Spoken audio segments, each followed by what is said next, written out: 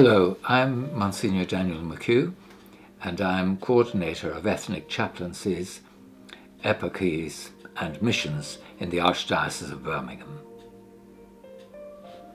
Did you see the headlines recently with speculation that Pope Francis might allow married priests and women deacons in Amazonia? What has become of that? I have only just begun to reflect on the full text of the document produced by Pope Francis following the Synod on the Amazon held in Rome recently.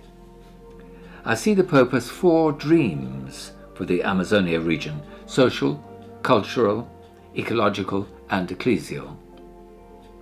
From the ecclesial standpoint, instead of answering questions about married priests or women deacons, so much desired by some, he places most emphasis on inviting the laity to commit themselves to new life in their communities, to respond to the challenges of the Amazon, relying on basic ecclesial communities and groups of itinerant missionaries. I recalled years ago being enthused with what I was discovering about the Church in South America, where basic ecclesial communities were developing, and the role of lay catechists in forming church groups in Africa, feeling that this was in part the way ahead for us. It is as if the Holy Father wants to wait and see what emerges from all of this, rather than impose a new structure at this point in time. Hence, disappointment on some people's part that he has not ruled on married priests and women deacons. I have been observing the ethnic communities I have been asked to have pastoral concern for in the Archdiocese. In a number of cases, lay people take the lead in keeping the ecclesial communities alive with their own cultural face, while itinerant priests go from place to place to provide the sacraments in a way that reflects and respects their customs. The encouragement to grow from the ground up that the Holy Father is keen to facilitate, I think, is already among us. It is exciting and alive. I want to encourage it and to reflect with all those involved on how what is already there in terms of lay leadership, the important role of women, and the role of the priest, the catechists, and musicians in sustaining and developing Catholic ethnic communities with a face that radiates their own culture and traditions, can be nurtured.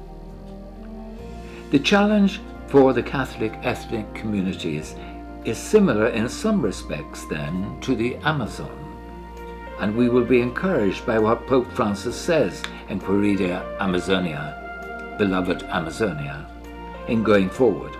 The question facing us in the context of the wider host community in Britain is how this richness can be sustained, developed, and integrated. By this, I mean how can what the ethnic communities have in terms of liturgy, catechetics, and leadership also enrich the wider church.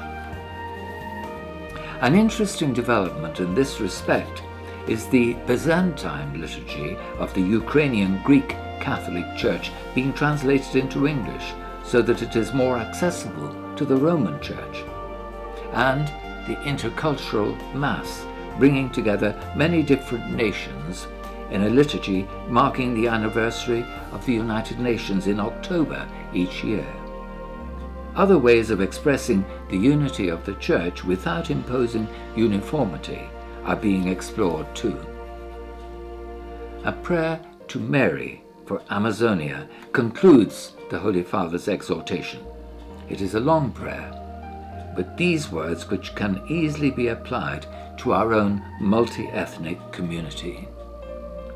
Mother of life, bring your Son to birth in their hearts, so that he can shine forth in the Amazon region, in its peoples and in its cultures, by the light of his word, by his consoling love, by his message of fraternity and justice.